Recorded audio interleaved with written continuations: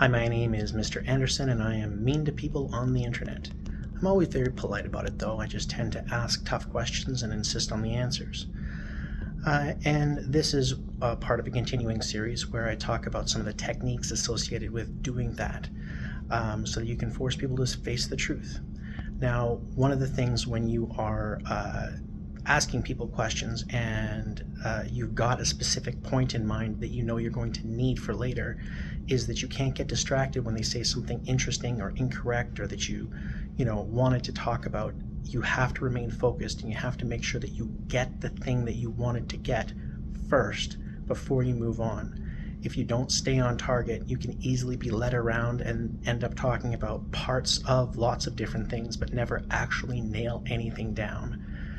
This is a debate, this is a segment, I should say, from a debate that I had with Dr. Kent Hovind, who is a master at diverting people off of their intended line of questioning. And you'll see how I have to really stay focused and really make sure that we are talking about the thing that I want to talk about and that we drill down and get the answers that I'm looking for.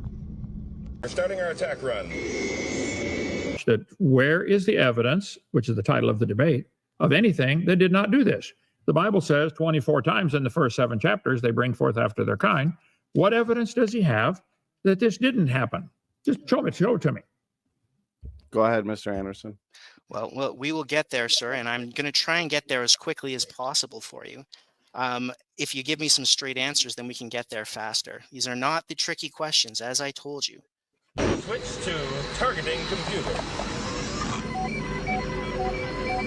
Computer's locked.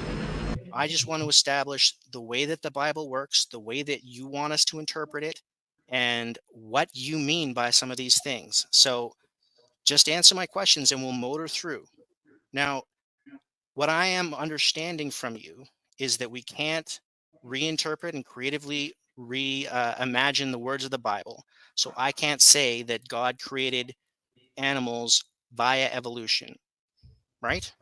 You'd have to define the word evolution. I think God gave the original dog the ability to produce long-haired dogs, short-haired dogs. There's variations within that same kind. Some live better in cold climate, some live in hot climate.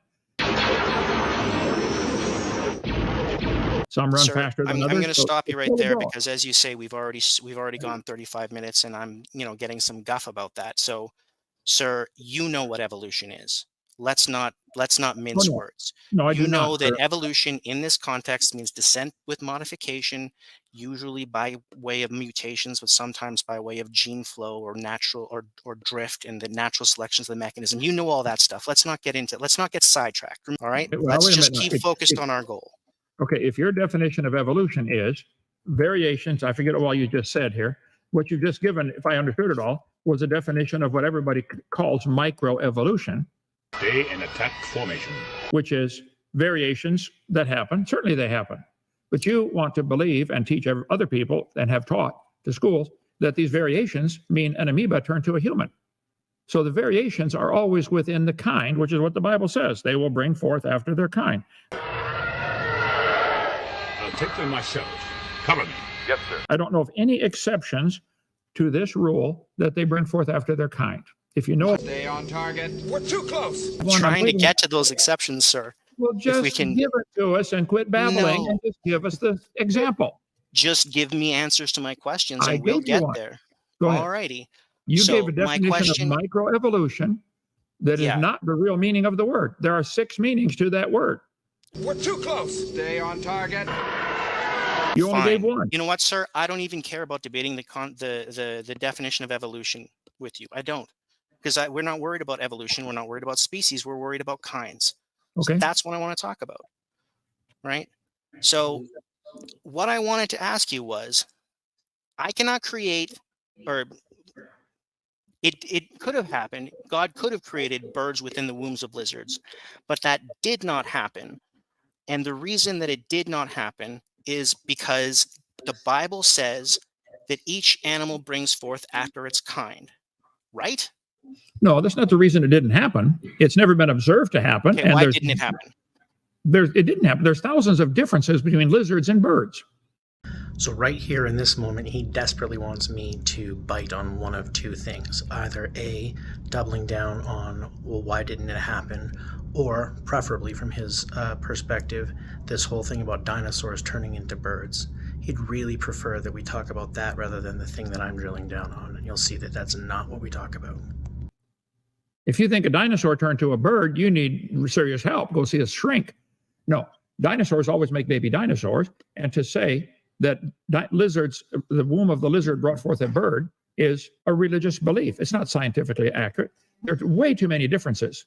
See, he's throwing out this, veiled insult that I need to see a shrink. He's got the dinosaur thing going on, and he's throwing out this thing about, how many differences there are between different kinds of animals. He's really, giving me a lot of different paths that I could go down, or different things that I could talk about, all of which, most importantly, are not the one we're talking about now. Millions and probably trillions of differences at the atomic level, at the DNA level, at the structural level, any level you want to look at. They're different. Right. But even then, going from a lizard to a bird is only one of the trillions of steps that would have to take place to make these crazy family trees true. Right. Well, sir, we don't care about the family trees today, because all we're talking about today is whether or not things can bring forth other than according to their kind. We're too close. Stay on target. Correct.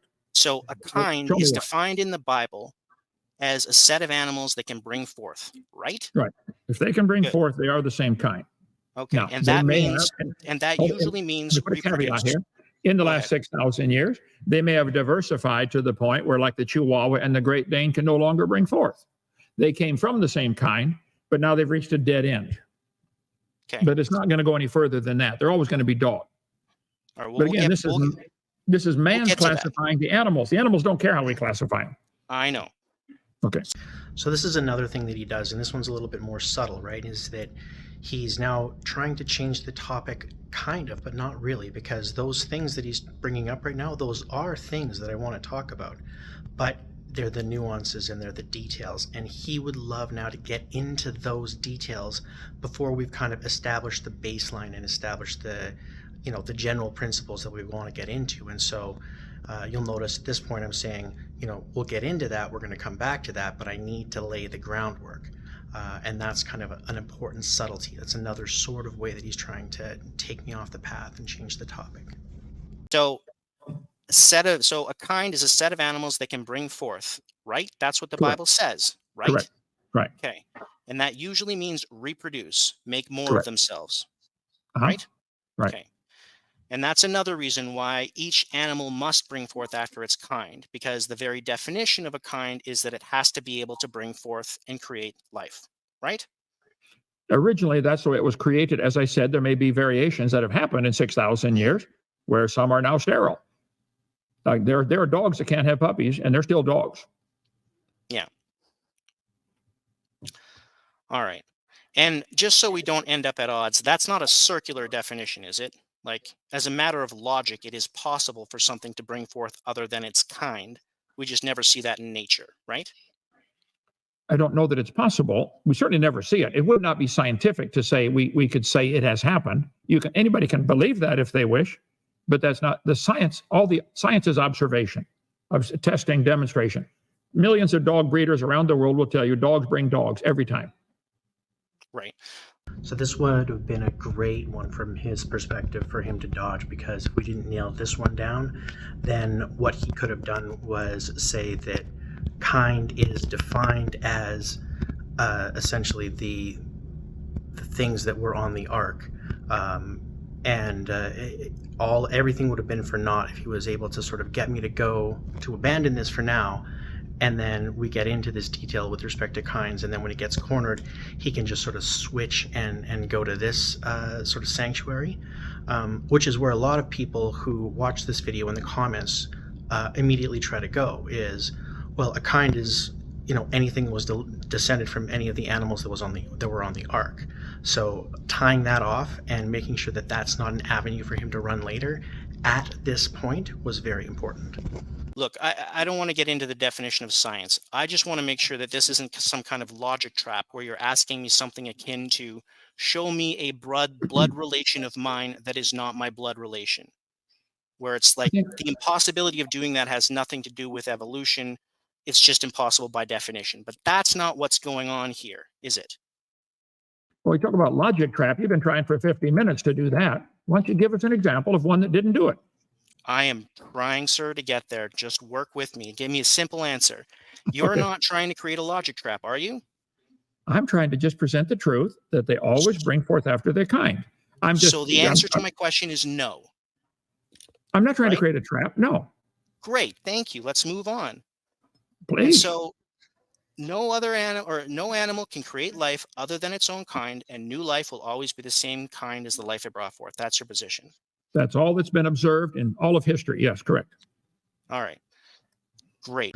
So you can see in the end that by staying on target, by making sure that I get the answers to the questions that I want, that we get our definitions nailed down, I'm able to make some progress, and then that way we can make sure that when we get into these details that he can't sort of try and weasel his way out of having to make an admission with respect to what a kind is, because kind is now much less malleable because we've spent this time to nail down the definition.